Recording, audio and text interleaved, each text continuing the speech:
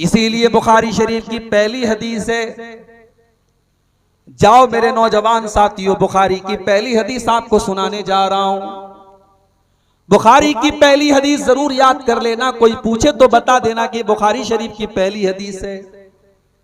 हजरत उमर फारूक रज़ी अल्लाह ताला अन्हु हदीस के रावी हैं। अल्लाह के प्यारे नबी फरमाते हैं सल्लल्लाहु अलैहि वसल्लम, इन्नमल आमालु बिन्नियात व इन्नमा लिकुल्लि इम्रिइन मा नवा। तमाम के तमाम आमाल का दारो मदार नीयत पर है और इंसान को उतना ही सवाब मिलेगा जितनी उसने नीयत की होगी। फमन कानत हिजरतुहु इला दुनियन युसीबुहा अब इमरातियन के हुआ, अगर कोई हिजरत करता है, अपना वतन छोड़ के जाता है, बिहार छोड़ के मुंबई जाता है, बिहार छोड़ के बेंगलोर जाता है, अपना वतन छोड़ करके परदेश जाता है दुनिया कमाने के लिए या किसी औरत से निकाह करने के लिए, तो उसको जो चाहिए वो मिल जाएगा। वमन कानत हिजरतुहु इलल्लाहि व रसूलिही फहिजरतुहु इलल्लाहि व रसूलिही, और जो अल्लाह के लिए अपना वतन छोड़ता है, जो रसूल के लिए अपना वतन छोड़ता है, जो अल्लाह और उसके रसूल के लिए हिजरत करता है, उसको हिजरत का सवाब मिलेगा। वतन दोनों छोड़ रहे हैं। एक इंसान बेचारा बर्मा में रहता था, वहां दीन पर अमल करने में परेशानी आ रही थी, बेचारा अपना वतन छोड़ करके हिंदुस्तान आता है, किसी और मुल्क में जाता है। उसका मकसद है अपने दीन को बचाना, अपने ईमान को बचाना। उसने भी वतन छोड़ा है, लेकिन मकसद है अल्लाह के लिए और उसके दीन के लिए उसने वतन छोड़ा है। और एक और इंसान है जो अपना वतन छोड़ करके कहीं और जाता है पैसा कमाने के लिए, किसी औरत से निकाह करने के लिए, वतन वो भी छोड़ रहा है। अमल सेम है, फर्क दोनों में क्या है? एक की नीयत दुनिया कमाना है और एक की नीयत अल्लाह को खुश करना है। तो जो अल्लाह को खुश करने के लिए हिजरत करेगा उसको हिजरत का सवाब मिलेगा, और जो अपना वतन छोड़ेगा दुनिया के लिए और कारोबार के लिए, उसको कोई सवाब नहीं मिलेगा। नीयत का मामला इतना अहम है मेरे प्यारे साथियों कि अगर आपकी नीयत सच्ची है तो अमल के बगैर भी आपको अमल का सवाब मिल जाएगा। अभी आपने अमल नहीं किया, लेकिन आपकी नीयत अगर सच्ची है तो आपको सवाब मिल जाएगा। अल्लाह ने फरमाया वमन यखरुज मिन बैतिही मुहाजिरन इलल्लाहि व रसूलिही सुम्मा युद्रिकुहुल मौत फक़द वक़ा अजरुहु अलल्लाह। जो अल्लाह के रास्ते में हिजरत करने के लिए जाता है और रास्ते में उसका इंतकाल हो जाता है, उसकी मौत हो जाती है, उसका सवाब अल्लाह ताला क्या मिलेगा? वो अपने शहर से निकला था, ये सोच करके निकला था कि मैं दूसरे शहर में जाऊंगा ताकि वहां जाकर के मैं आजादी से नमाज पढ़ सकूं, मैं आजादी से रोजा रख सकूं, मैं आजादी से इस्लाम के ऊपर अमल कर सकूं। वो हिजरत के इरादे से निकला था और रास्ते में उसको मौत आ गई, तो अल्लाह फरमाता है फक़द वक़ा अजरुहु अलल्लाह, उसको जरूर उसकी नेकी का सवाब मिलेगा। अल्लाह के नबी फरमाते हैं तुमसे पहले की उम्मत में एक आदमी था जो 99 लोगों का कातिल था, 99 लोगों का उसने मर्डर किया था। उसके दिल में तौबा का ख्याल आया, उसने पता लगाया कि क्या मैं तौबा कर सकता हूं। किसी ने कहा कि फला आदमी के पास चले जाओ, वो अल्लाह का बहुत नेक बंदा है, उसके पास जाकर के तुम अपना मसला उससे पूछो, वो जरूर तुमको रास्ता बताएगा। वो पहुंचा। अब ये साहब जो थे ये आलिम नहीं थे, राहिब थे। ये बहुत नेक तो थे लेकिन आलिम नहीं थे। एक बात याद रखो, आलिम का काम आलिम ही को करना चाहिए, आलिम की जगह किसी और को मत दो। इस बार सीमांचल के जलसों में कई जगह मैंने देखा शायरों को बुलाया जा रहा है। मऊ से शायर आ रहे हैं, प्रतापगढ़ से शायर आ रहे हैं, लखनऊ से शायर आ रहे हैं। क्यों आ रहे हैं भाई? आप जलसा करा रहे हैं कि मुशायरा करा रहे हैं? हर तकरीर के पहले झूम झूम करके नात पढ़ रहा है वो शायर, और कई जगह मैंने देखा कि ऐसी ऐसी नात पढ़ रहा है जिसमें साफ साफ अल्लाह के नबी की शान में गुलू किया जा रहा है और अल्लाह के नबी को अल्लाह के मकाम तक पहुंचाया जा रहा है। जलसे में बड़े बड़े उलमा बैठे हैं, कोई बोलने वाला नहीं। ये बहुत बड़ी कमी है मेरे भाइयों हमारे अंदर। अभी हम शायरों को बुला रहे हैं, कल कोई नौटंकी बाज आएगा, कोई ड्रामेबाज आएगा, कोई चुटकुले सुनाने वाला आएगा, फिर पब्लिक कहेगी कि किसी नाचने वाले को बुला दो, किसी गाने वाले को बुला दो, बस पब्लिक की हर डिमांड हम पूरी करते चले जाएंगे। ऐसा नहीं होना चाहिए मेरे भाई। बंगाल के अंदर अभी मैं गया, पैंट कोट पहन करके टाई लगा करके एक इंसान आता है, आलिम नहीं है उसने, वो आलिम नहीं है, उसने किसी मदरसे का मुंह भी नहीं देखा है, 4 किताबें पढ़ ली, डॉक्टर जाकिर नायक की कुछ वीडियोस देख ली, बहुत बड़े अल्लामा बन गए, बहुत बड़े अल्लामा बन गए, ब्रदर फला बन गए। अब वो फतवा क्या देते हैं, तकरीर उनकी मौजूद है इंटरनेट पर, फतवा ये देते हैं कि अगर कोई औरत पर्दा नहीं करती है तो काफिर हो जाती है। अगर कोई औरत पर्दा नहीं करती है, नकाब में नहीं रहती है, बेपर्दा घर से निकलती है, तो वो काफिर हो जाती है, क्योंकि अल्लाह ने कुरान में औरत को पर्दा करने का हुक्म दिया है और वो जानबूझ करके अल्लाह के हुक्म को नहीं मान रही है, इसलिए वो काफिर हो जाती है। और ऐसी औरत जब घर जाती है और शौहर से मुलाकात करती है तो वो जिना करती है, क्योंकि वो तो काफिर हो चुकी है। वीडियो मौजूद है इंटरनेट के ऊपर। मैं बंगाल में गया, एक साहब मुझे बताने लगे, तो मैंने कहा कि बोया पेड़ बबूल का तो आम कहां से आए। आपने उलमा की जगह इनको बिठाया है, इन जोकरों को ला करके आपने बिठाया है। बंगाल और सीमांचल के इस इलाके में अल्लाह की कसम तकलीफ होती है, दर्द होता है कि आप इस स्टेज पर ऐसे लोगों को बुलाते हैं जो कुरान की एक आयत ढंग से नहीं पढ़ सकते, जो मौजूद रिवायतें आपके सामने बयान करते हैं, जो मनगढ़ंत किस्से आपके सामने बयान करते हैं, लेकिन आवाज अच्छी है, तरन्नुम अच्छा है, अंदाज अच्छा है, बस आप फिदा हैं और उसको आप बुला रहे हैं। मेरे भाइयों, आलिम की जगह आलिम को दीजिए, किसी और को मत दीजिए। जाहिलों से आप मसला पूछेंगे तो वो गलत जवाब भी देंगे और आपको गुमराह करेंगे। और ये कयामत की एक निशानी भी अल्लाह के नबी ने बताई थी, ये कयामत की एक निशानी है कि आलिम की जगह जाहिल को दी जाएगी। जाहिलों से लोग मसला पूछेंगे। अल्लाह के नबी फरमाते हैं, बुखारी की रिवायत है, इन्नल्लाह ला यक़बिज़ुल इल्म इंतिज़ाअन यंतज़िउहु मिनल इबाद। अल्लाह ताला दुनिया से इल्म को अचानक नहीं उठाएगा, वलाकिन यक़बिज़ुल इल्म बिक़ब्ज़िल उलमा, बल्कि अल्लाह ताला धीरे धीरे उलमा को उठा लेगा।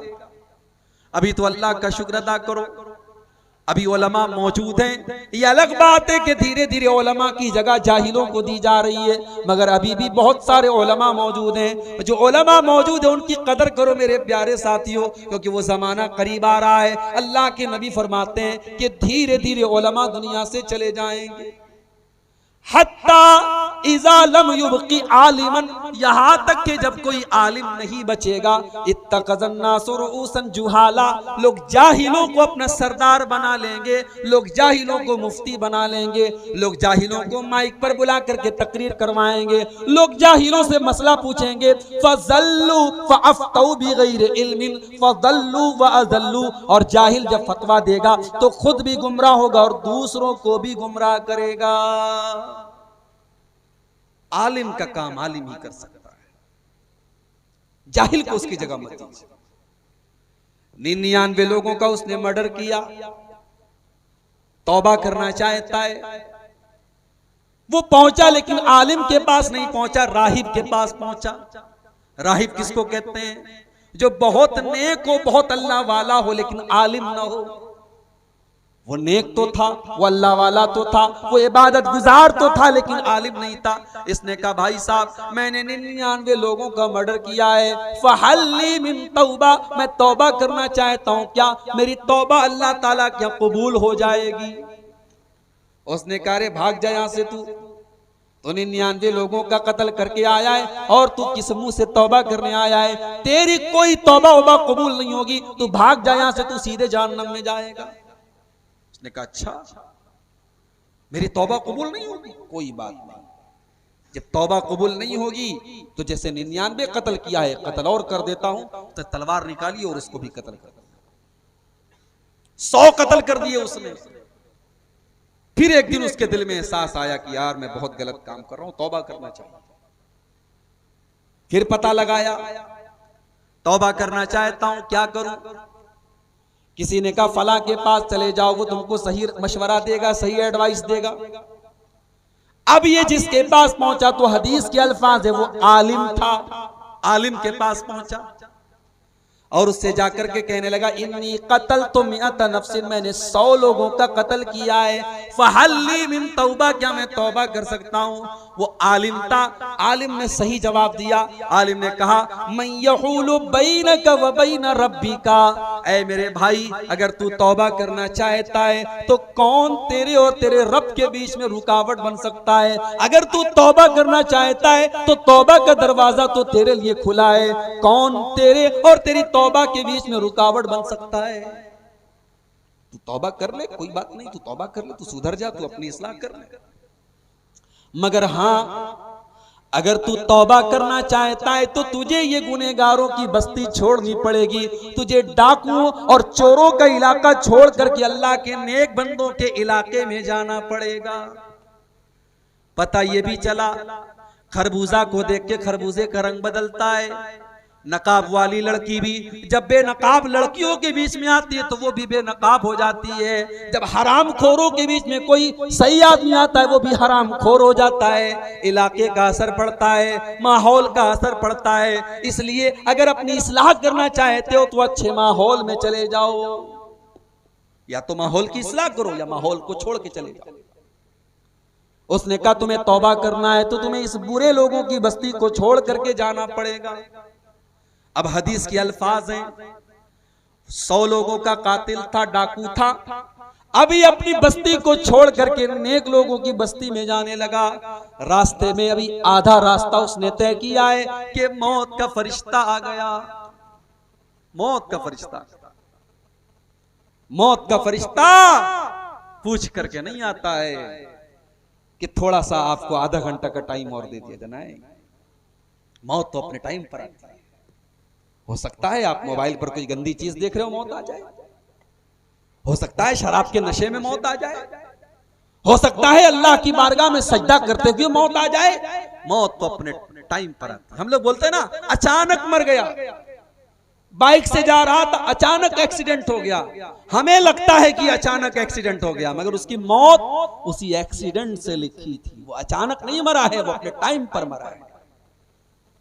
हमारे यहाँ बॉलीवुड की फिल्मों के जरिए एक और कॉन्सेप्ट बनाया गया कि जो आत्महत्या कर लेता है उसकी आत्मा भटकती रहती है कि नहीं? हमारे बहुत सारे लोग समझते हैं कि जो खुदकुशी कर ले उसकी आत्मा भटकती रहती है। किसी की आत्मा भटकती भटकती नहीं रहती भाई साहब। पहली बात तो आत्मा हिंदी का लफ्ज है, उर्दू में रूह का लफ्ज आया है, कुरान में रूह का लफ्ज आया। हमें रूह को रूह ही कहना चाहिए, आत्मा वात्मा नहीं कहना चाहिए। मरने के बाद कोई इंसान दोबारा दुनिया में नहीं आ सकता, चाहे उसका मर्डर हुआ हो, चाहे उसने सुसाइड किया हो, चाहे एक्सीडेंट हुआ हो, किसी भी तरीके से वो मरा हो, किसी की भी रूह दुनिया में वापस, बोलो भाई, नहीं आ सकती। तो मौत तो अपने टाइम पर आती है। मौत का फरिश्ता आ गया, उसको इससे कोई मतलब नहीं है कि वो तौबा करने जा रहा था, अभी अपनी बस्ती में पहुंचा भी नहीं है, आधे रास्ते में था कि मौत आ गई। अब मौत के फरिश्ते भी 2 टाइप के होते हैं, एक होता है रहमत का फरिश्ता, एक होता है अजाब का फरिश्ता। नेक आदमी की रूह को जो कब्ज करता है वो रहमत का फरिश्ता होता है, बड़े आराम से रूह निकालता है। और जो बुरा आदमी होता है, काफिर होता है, फासिक होता है, फाजिर होता है, उसकी रूह को कौन निकालता है? अजाब का फरिश्ता, जो बड़ी तकलीफ के साथ रूह को निकालता है। रहमत का फरिश्ता भी आ गया, अजाब का फरिश्ता भी आ गया।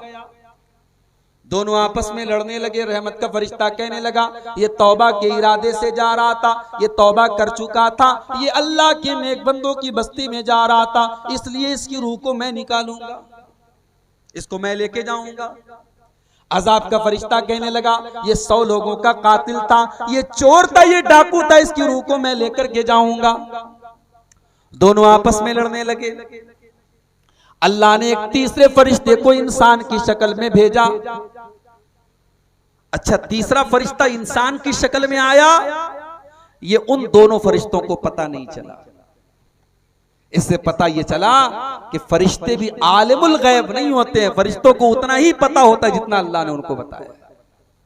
अब ये तीसरा फरिश्ता इंसान की शक्ल में पहुंचा, फरिश्तों ने उसके सामने अपना मसला रखा कि हम दोनों के बीच का ये झगड़ा है, आप नेक इंसान मालूम होते हैं, आप थोड़ा सा हमारा मसला हल कर दीजिए।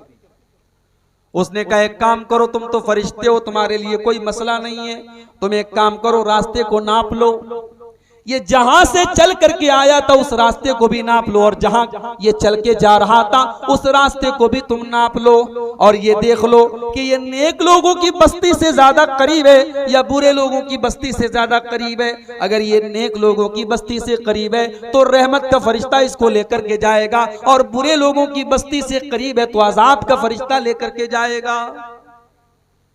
हदीस के अल्फाज हैं, जब रास्ते को नापा गया, इसको क्या बोलते हैं आपके ये जो लंबाई होती है क्या बोलते हैं? बित्ता बोलते हैं ना, एक बित्ता, हमारे अभी बित्ता ही बोलते हैं, मैं बोलने वाला था बित्ता। इसको उर्दू में बालिश्त बोलते हैं, बालिश्त, एक पंजे की जो फासला होता है, इसको अरबी में कहते हैं शिब्र। अल्लाह के नबी फरमाते हैं कि जब रास्ते को नापा गया तो उस इंसान की जो लाश थी वो नेक लोगों की बस्ती से एक बित्ता ज्यादा करीब थी। अल्लाह ने बचा लिया उसको। क्यों बचा लिया मेरे भाई? एक बित्ता वो करीब था नेक लोगों की बस्ती के, और ये डिसीजन हो गया कि रहमत का फरिश्ता इसको लेकर के जाएगा, क्योंकि उसकी नीयत थी सच्ची तौबा करने की, और अल्लाह तबारक व तआला नीयत पर सवाब देता है। अगर आपकी नीयत सच्ची होगी तो आपका सवाब कहीं नहीं।